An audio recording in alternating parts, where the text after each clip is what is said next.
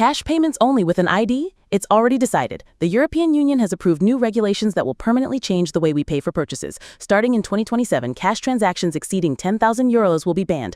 Moreover, presenting an ID will become mandatory for certain cash payments. This decision was made by the European Parliament as part of efforts to combat money laundering and the financing of terrorism. For countries outside the Eurozone, like Poland, this limit will be converted into local currency. This means that cash payments will be prohibited for amounts exceeding approximately 42,500 zlotys.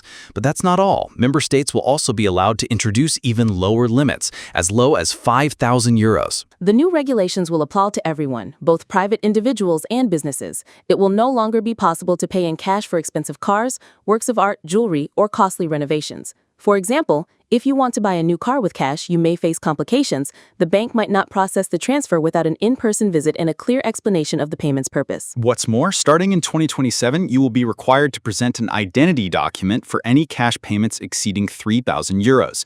This requirement will primarily apply to sectors most vulnerable to criminal activity, such as banks, financial institutions, real estate agencies, casinos, luxury goods dealers, asset managers, and cryptocurrency exchanges and wallets. In practice, this means that anonymous cash transactions above that amount will no longer be possible. Poland already has limits in place for businesses. They cannot settle transactions in cash exceeding 15,000 zlotys.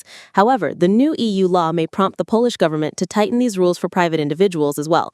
It's even possible that the requirement to show ID for cash payments over €3,000 could be introduced earlier than the EU deadline. The new rules are set to take effect in 2027, but not all entities will have to comply immediately. For example, sports clubs have been granted an extended transition period until 2029. During this time, member states are required to align their national laws with EU standards, establish monitoring systems, and implement control mechanisms. Cash, although still legal, will be subject to increasing restrictions. These upcoming changes are something every consumer and business owner needs to be aware of.